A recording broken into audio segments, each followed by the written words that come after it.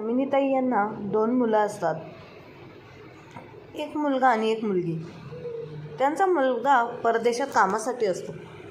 कामातून त्याला टाईम न मिळाल्यामुळे तो खूप वर्ष आईला भेटायला आलाच नाही. तसंच एक दिवस तो अचानक त्याच्या कुटुंबाला घेऊन आईवडिलांना भेटायला येतो. तेव्हा दारावरची बेल जोरजोरात वाजत असते. तेव्हा यामिनीताई उठून दरवाजा उघडतात. तर समोर सुमारे 5 वर्षानंतर अचानक मुलगा आणि सून दारात उभे. त्यांना पाहून यामिनीताई शांतपणे आपल्या खोलीत जाऊन बसल्या. त्यांच्या चेहऱ्यावर न मुलगा आणि सून येण्याचा आनंद होता, ना त्यांच्या डोळ्यात चमक होती. त्यांचा संपूर्ण चेहरा निर्जीव वाटत होता. यामिनीताई आपल्या खोलीत गेल्यावर दरवाजात उभी असलेली त्यांची सून प्रज्ञा तिच्या नवऱ्याला रोहितला म्हणाली, "पाहिलंस ना रोहित, पाहिलंस का तुझ्या आईला 5 वर्षानंतरही आपल्याला पाहून त्यांच्या चेहऱ्यावर थोडाही आनंद नाही. मी आधीच सांगितलं होतं ना, तुझ्या आई बाबा तुझ्यावर नाही तर फक्त तुझ्या बहिणीवरच प्रेम करतात." रोहित चिडून आतमध्ये गेला. त्याने रागात बॅग फेकून दिली आणि सरळ आईच्या खोलीत गेला. आत गेल्यावर त्याने पाहिलं की यामिनीताई आपल्या नवऱ्याच्या म्हणजे सदाशिवरावांच्या पायांची मालिश करत होत्या. आईने आपल्याला पूर्णपणे दुर्लक्षित केल्याचे रोहित सहन करू शकला नाही. त्यालाही खात्री होती की 5 वर्षानंतर परत आल्यावर आई आनंदाने त्याला भेटेल. पण इथे तर साथीने त्याच्याकडे बघण्याचाही टाळलंच होतं. आणि वरती जेव्हा त्याची नजर वडिलांकडे गेली तेव्हा तो मोठ्याने ओरडला, "बाबा, आईसारखंच तुम्हालाही माझी लाज वाटते का?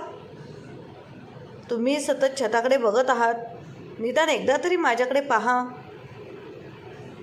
5 वर्षांनी आलोय मी या घरात. इतका का वाईट वाटतं मी तुम्हाला?"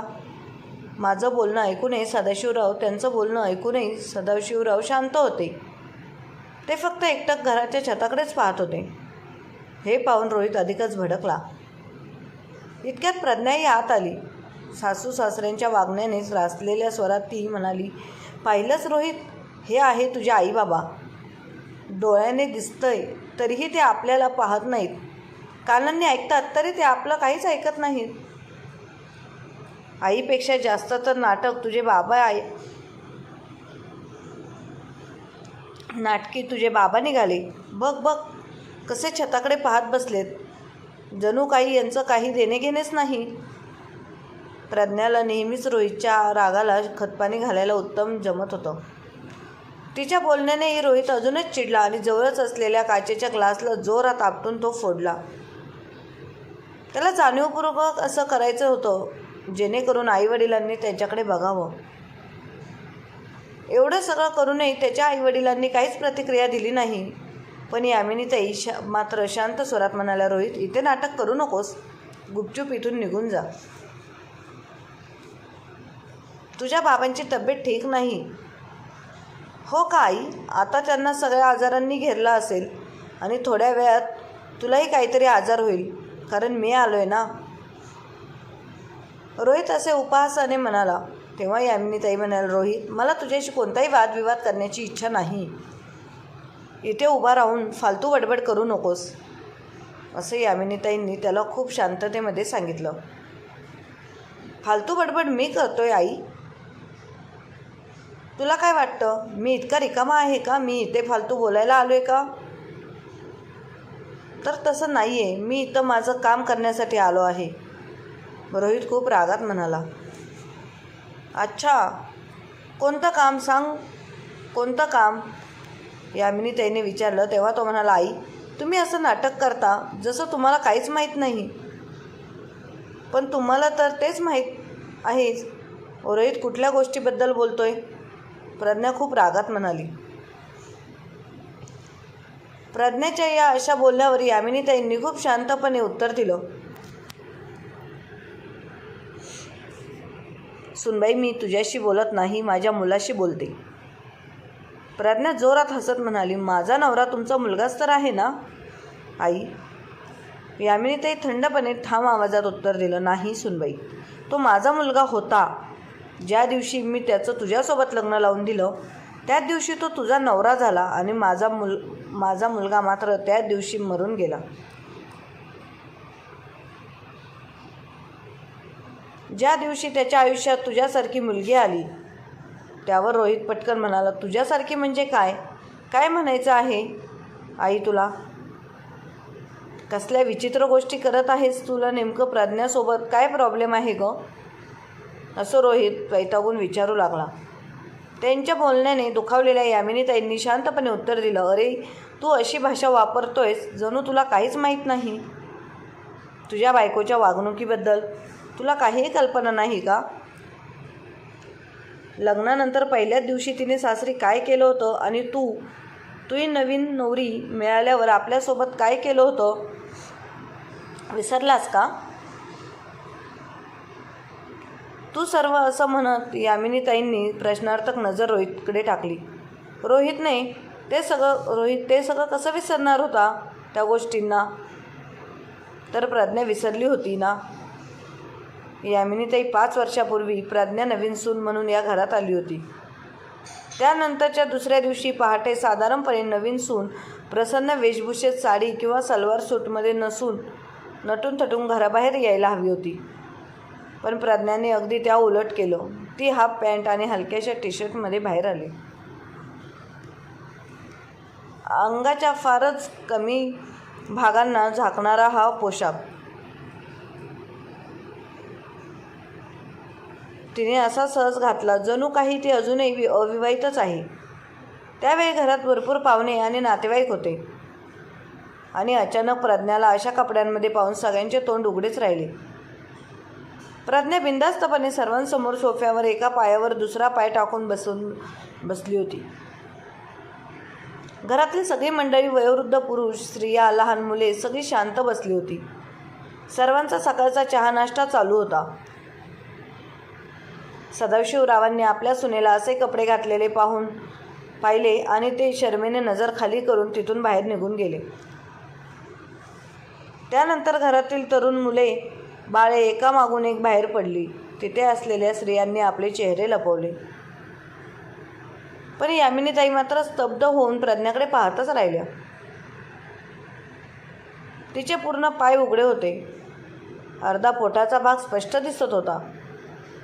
तिचे पूर्ण भाग उघडे होते. यामिनीताईंनी आपल्या डोळ्यांवर विश्वासच बसत नव्हता. त्यांना क्षणभर असं वाटलं जणू काही ते स्वप्नच पाहत आहेत.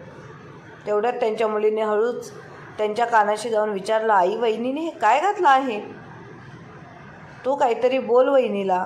सगळे पाहुणे पाहतायत तिच्याकडे. मुलीचे बोलणे ऐकून यामिनीताई भाण्यावर आल्या. त्यांनी त्यांचा थोडा आवाज करत विचारलं, सुनबाई, हे काय घातलेस तू? प्रज्ञा काही बोलण्याच्या आधी तिचा नवरा रोहित मध्ये पडला आणि म्हणाला, आई, कपडे आहेत, दिसत नाही आहे का तुला?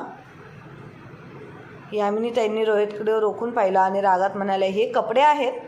त्यावर रोहित म्हणाला, हो मग काय आहे आई, हे कपडेच आहेत आणि प्रज्ञा सुरुवातीपासून असेच कपडे घालत आली आहे. साडी घालणं तिच्या स्वभावातच नाही. तिला साडी घालायला अजिबात आवडत नाही. रोहित तावातावाने असं बोलत होता. यामिनीताईंनी थोडा आवाज नरम करत तर म्हटलं, बरं, साडी नाही घालायची ठीक आहे, पण निदान सलवार सूट तरी घाल. पण आता मात्र प्रज्ञाही शांत बसली नाही. ती मोठ्या आवाजात म्हणाली, आई, या कपड्यांमध्ये काय वाईट आहे? काही दिसत आहे का माझे या कपड्यांमध्ये, की अचानक तुम्हाला आता कपड्यांमध्येच वाईट दिसायला लागलं? थोडं बोलून ती पुढे म्हणाली, आई, मी स्पष्ट सांगते तुम्हाला, मी खूप स्वतंत्र विचारांची मुलगी आहे. मी सुरुवातीपासूनच एकटी राहिली आहे. हॉस्टेलमध्ये राहिली आहे. चांगली नोकरी करते. स्वतःच्या हिमतीवर पैसे कमावते. मी कधीच कोणतेही बंधन स्वतःवर लादून घेतलेले नाही. मग आता सासरी येऊन ही सर्व बंधने मी स्वतःवर का लादून घेऊ? मी साडीसूट घालावा अशी तुमची अपेक्षा असेल तर ती अपेक्षा कधीच पूर्ण होणार नाही. मी जे कपडे घालते त्यातच मला कम्फर्टेबल वाटतं आणि मी तसेच कपडे घालणार. प्रज्ञाने एकदा बोलायला सुरुवात केली की ती पुढे काय बोलते याचा तिला काही देणं घेणं राहिलं नाही. तिचे बोलणे ऐकून एका पाठोपाठ एक धक्के यामिनीताईंना बसवत होते. पहिला धक्का प्रज्ञाने लग्नाच्या दुसऱ्या दिवशी सगळ्या नातेवाईकांसमोर असे कपडे घातले आणि दुसरा धक्का म्हणजे ती मोठमोठ्याने वाद घालू लागली. त्यामुळे घरातल्या स्त्रिया एकमेकांशी कुजबजू लागल्या. कोणालाही असं वाटत नव्हतं की नवीन सून अशी वागेल. यामिनीताईंना आजवरच्या आयुष्यात इतकी अपमानास्पद परिस्थिती कधी सहन करावी लागली नव्हती. त्यांना अक्षरशः असं वाटत होतं की आत्ताच जमिनीला भेगा पडून त्यात मी गाडून जावे. प्रज्ञेच्या कपड्यांबद्दल सगळ्या नातेवाईकांमध्ये चर्चा सुरू झाली. काही जणी तिला पाहून हसत होत्या तर काहींना तिला वरपासून खालपर्यंत असे निहाळून जणू ती कुठली तरी शोपीस आहे. पण प्रज्ञाला त्याचा काहीच फरक पडत नव्हता. यामिनीताई लगेच रोहितला म्हणाल्या, रोहित, ती तर नवीन आहे, तिला काही रीतिरिवाज माहीत नाही, पण तुला तरी माहीत आहे ना, तुझे नातेवाईक आणि आपण राहतो ते गाव आहे, शहर नाही, बरोबर. तिला साडी नाही घालता येत ना, सूट पण निदान जे कपडे घातले आहेत ते जरी नीट घालावेत. शरीर पूर्ण झाकलं पाहिजे. हे काय असं अर्धनग्न फिरणं? घरात लोक आहे, तुझा बाप आहे, तरुण मुलगी आहे आणि त्यांच्यासमोर तुझी बायको अशी वावरते. मी तर माझ्या मुलीलाही असे कपडे कधी घालू देत नाही. भावासमोर आणि तुझी बायको असे कपडे घालून फिरते, मला हे चालणार नाही. आत्ताच्या आत्ता तिला घेऊन जा आणि नीट कपडे घालून परत घेऊन ये. यामिनीताईंच्या या बोलण्यावर प्रज्ञा ताबडतोब उठली आणि ठामपणे म्हणाली, बिलकुल नाही आई, मी माझ्या विचारांशी तडजोड करू शकत नाही. मी आधी सांगितलं होतं, मी मोकळ्या विचारांची मुलगी आहे. लाज शरम या नजरांमध्ये असलेच पाहिजेत, कपड्यांमध्ये नाहीत. आणि जर तुम्ही माझ्यावर इतकी बंधनं लादणार असाल तर मी या घरात एक मिनिटही थांबू शकत नाही.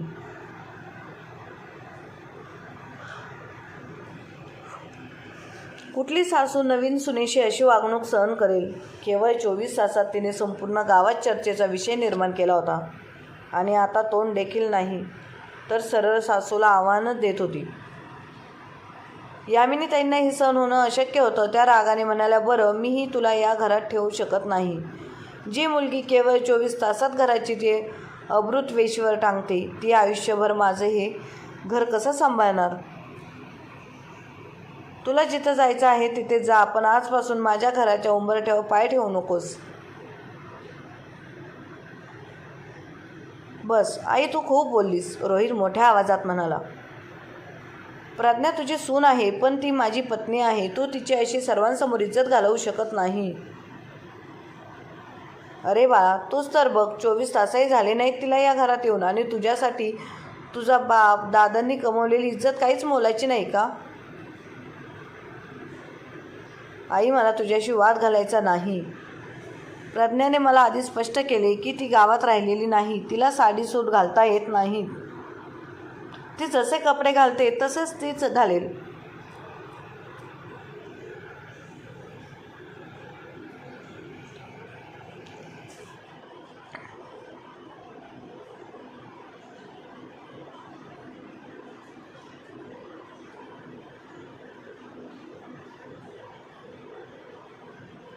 पण इथे तो पूर्णपणे प्रज्ञाच्या विचारांनी भारावलाच होता.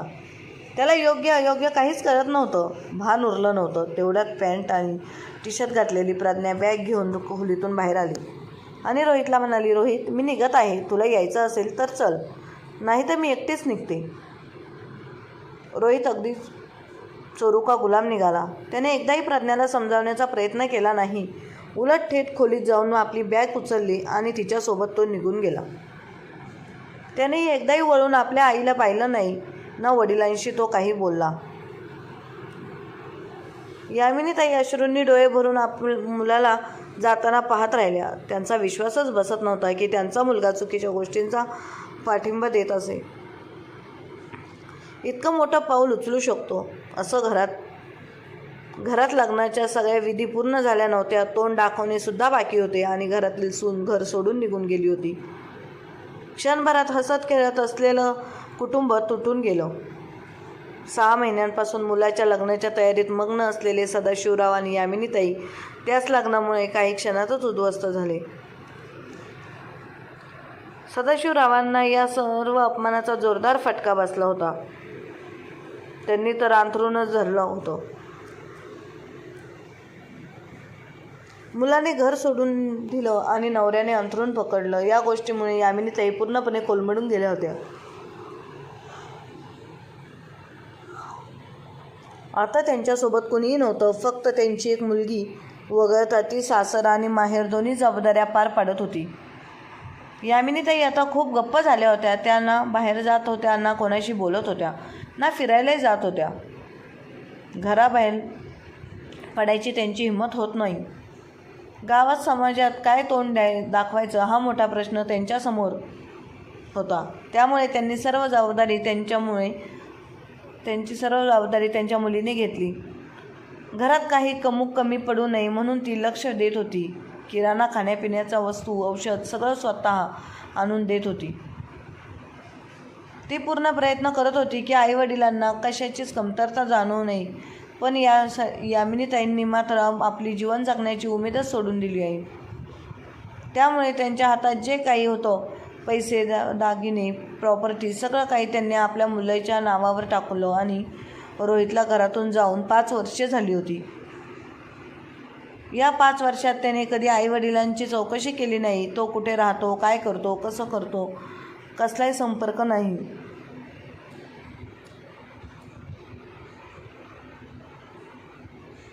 आईवडिलांशी ठेवला नाही. बायको प्राज्ञाच्या सांगण्यावरून त्याने स्वतःचा नंबरही बदलून टाकला. त्यामुळे कुणालाही त्याच्याशी संपर्क साधणं शक्यच नव्हतं. अशा परिस्थितीत त्या मुलासाठी काय अश्रू वाहत बसायचे असा विचार यामिनीताई करत होत्या. यामिनीताई आणि सदाशिवराव आता त्यांच्या मुलीच्या आधारानेच आयुष्य जगत होते. पण अचानक 5 वर्षांनी रोहित आणि प्रज्ञा परत आले. त्यांना त्यांचा धक्का हवा होता. कुठून तरी त्यांच्या कानावर आलं होतं की यामिनीताई काही आणि सदाशिवरावांनी त्यांचं सगळं काही मुलीच्या नावावर केलं. याच कारणामुळे 5 वर्षांनी ते आपल्या आईवडिलांच्या घरी परत आले. पण एवढ्या वर्षांनीही रोहितच्या स्वभावात काहीच फरक पडला नव्हता. तो पूर्वीसारखा उद्धट आणि बेफिकीर होता. सदाशिवरावांना अंथरुणावर पडलेला पाहून तो उपहासाने म्हणाला, हे नाटक अजून संपलं नाही का? किती दिवस आजारी असल्याचं नाटक करणार आहात बाबा तुम्ही? त्यावर यामिनीताई संतापून म्हणाल्या, रोहित, जिथून आलास तिथे शांतपणे परत निघून जा. इथे वादविवाद करण्याची गरज नाही. तुझ्या बाबांची तब्येत ठीक नाही. त्यावर रोहित म्हणाला, मी निघतच आहे. माझ्याकडेही वेळ नाही फुकट घालवायला. तुमच्यासाठी वेळ माझा प्रॉपर्टीमधला हिस्सा मला देऊन टाका.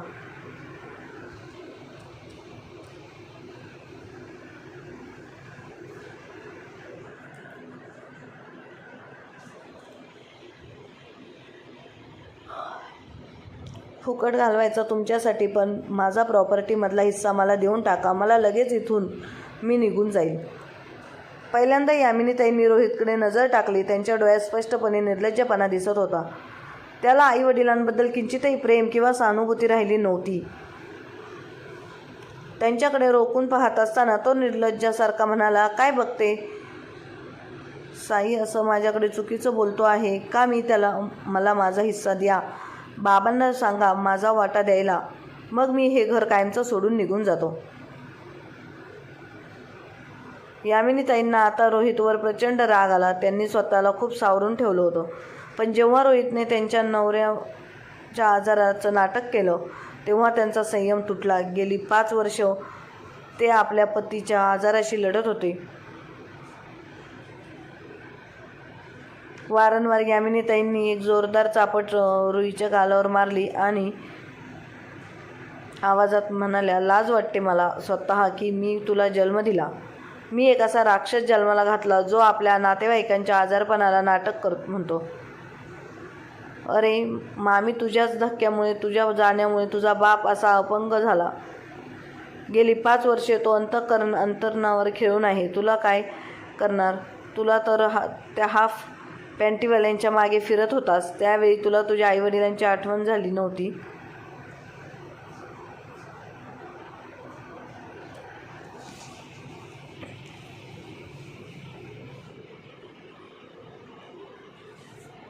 जेव्हा संपूर्ण गावात आमची इज्जत गेली होती त्यावेळी कुठे होतास तू? जेव्हा तुझा बाप तुझ्या अंथरुणावर वागण्याच्या धक्क्याने अंथरुणावर कायमचा अपंग होऊन पडला त्यावेळी कुठे होतास तू? त्यावेळी तुला तुझ्या आईवडिलांची आठवण आली नाही आणि आज प्रॉपर्टीच्या लोभामुळे तुला आमची आठवण आली. रोहित मेल्यासाठी तू त्याच दिवशी मेलास ज्या दिवशी तू हे घर सोडून निघून गेलास. आमची आता कोणती औलाद नाही, फक्त आमची एक मुलगी आहे जिला माहेर आणि सासर दोन्ही सांभाळावं लागतं. आम्ही आमचं सगळं काही तिच्या नावावर केलं. यामिनीताई म्हणाल्या, पाहतेच मी कोण कोण आहे जो तिच्याकडून सर्व काही हिसकावून घेतो.